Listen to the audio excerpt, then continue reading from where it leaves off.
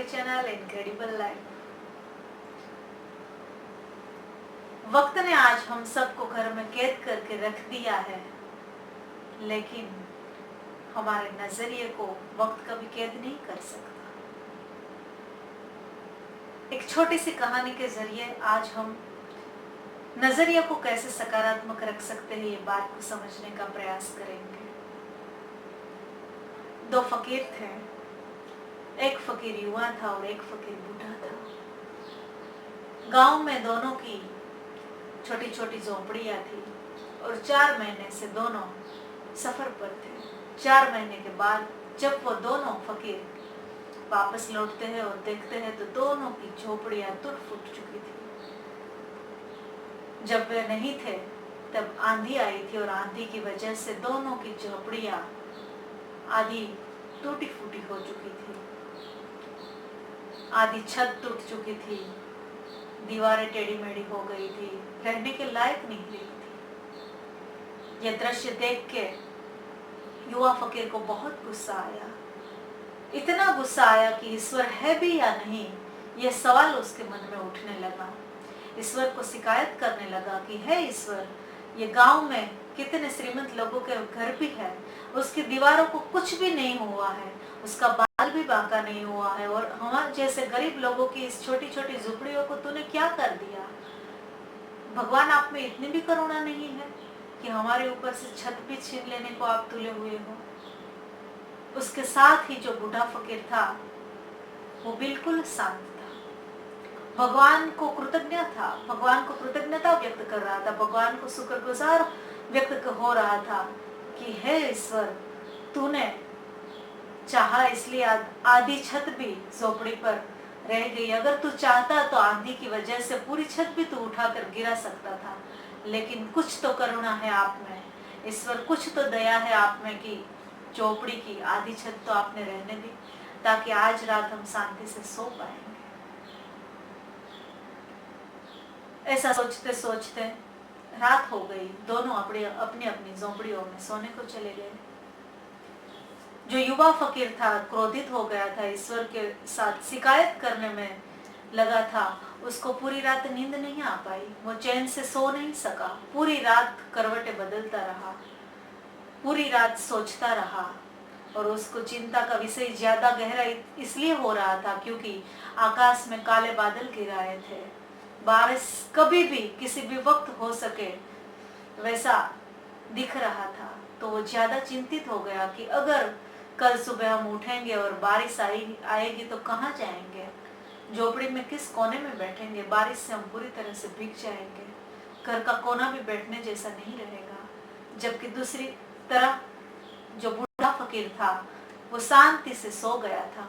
पूरी रात उसने चैन से नींद ली, पूरी रात भगवान के साथ कृतज्ञता व्यक्त करता रहा, भगवान का शुक्रगुजार करता रहा कि हे ईश्वर, तुझ में कितनी करुणा है कि आधी छत बचा के रखी कि आज मैं शांति से सो पाया। ऐसे में सुबह हुई। अभी युवा फकीर से रहा नहीं गया। युवा फकीर ने बूढ़े फकीर को पूछा कि आप इतने शांत क्यों हैं, आपको गुस्सा नहीं आता है भगवान के हमारे साथ कैसा खिलवाड़ कर दिया। जब भी बूढ़ा फकीर ने युवा फकीर से कहा कि जिस बात से हमें जिंदगी का, जीवन का आनंद मिल पाए, जिस बात से हम जीवन से सुखी हो पाए, सो पाए, वही दिशा, वही जीवन की दिशा हमारे लिए सही है। भगवान ने तेरी झोपड़ी को भी तोड़ डाली है, मेरी झोपड़ी भी टूटी फूटी है। तू क्रोधित हुआ, मैं शांत रहा। तू पूरी रात जागता रहा, मैं चैन से सो गया। मैं भगवान के शुक्रगुजार रहा, मैं भगवान से अपनी कृतज्ञता व्यक्त कर रहा, और तू भगवान से शिकायत करता रहा। तू गुस्से हो गया और ये गुस्से की वजह से तू दुखी हुआ, जबकि मैं शांत रहा, भगवान का धन्यवाद व्यक्त किया और मुझे जीवन में दुख नहीं हुआ।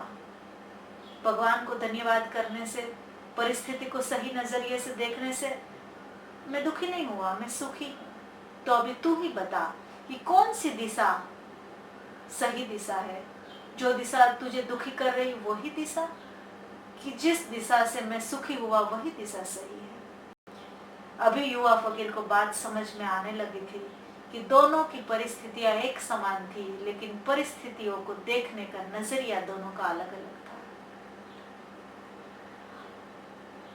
हम समझ सकते हैं कि जिंदगी में सभी परिस्थितियां हर वक्त हमारे अनुकूल नहीं हो सकती है। कितनी ऐसी परिस्थितियां भी जीवन में आती है जो हमें दुखी कर देती है, जिसमें हम हमारा आनंद नहीं ढूंढ सकते हैं। लेकिन परिस्थितियों को नियंत्रण में रखने का हमारे पास कोई उपाय भी नहीं है। परिस्थितियों को नियंत्रण में रखने का कंट्रोल भी हमारे पास नहीं है। परिस्थितियों को बदलने का, परिस्थितियों को अनुकूल बनाने का हमारे पास कोई विकल्प नहीं है। हमारे पास एक ही विकल्प है, किसी भी परिस्थिति में अपने नजरिए को सकारात्मक रखने का, किसी भी परिस्थिति में अपने नजरिए को पॉजिटिव बनाए रखने का पूरी तरह से हमारे हाथों में होता है। इसीलिए कहा गया है कि रेगिस्तान में किसी एक व्यक्ति का घर है और वो खिड़की में से देखेगा, अगर वो पॉजिटिव व्यक्ति रहेगा तो वो रेगिस्तान में खुले आकाश को, नीले आकाश के रंगों को देख सकेगा, नीले आकाश में सितारों की चांदनी को देख पाएगा। और जो नेगेटिव व्यक्ति होगा वो रेगिस्तान में सिर्फ गर्मी, सिर्फ असह्य ताप, सिर्फ मिट्टी, आंधियां देखेगा। तो तय हमें करना है कि जिंदगी में हमें परिस्थितियों को किस नजरिए से देखना है। हम चाहे तो सही एक समान परिस्थिति में अलग अलग नजरिए से सुख और दुख का अनुभव कर सकते हैं। परिस्थितियों को हम बदल नहीं सकते हैं, लेकिन परिस्थितियों को कंट्रोल में करने का, परिस्थितियों को किस तरह से देखने का, वो पूरी तरह से हमारे हाथों में नियंत्रित हो सकता है। इसीलिए आज वक्त ने हम सबको कैद कर लिया। आज हम सबको कोरोना की वजह से घर में रहना पड़ रहा है, लेकिन ये सही वक्त का हम सही इस्तेमाल कैसे करें, ये पूरी तरह से हमारे हाथों में है। हम चाहे तो इसे पॉजिटिव वक्त में भी बदल सकते हैं और जीवन का भरपूर आनंद इसी वक्त में उठा सकते हैं।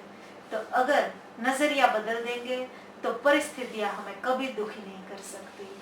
फर्क है सिर्फ हमारे नजरिए का। नजरिया सही रखेंगे तो कैसी भी परिस्थितियां, कौन सी भी मुश्किलें हमें कभी दुखी नहीं कर पाएगी। अगर आपको मेरी यह वीडियो पसंद आए तो लाइक और शेयर जरूर कीजिए और सब्सक्राइब करके बेल आइकन क्लिक कर दीजिए ताकि आने वाले नए सभी वीडियोस के नोटिफिकेशन आपको मिलते रहे। Thank you.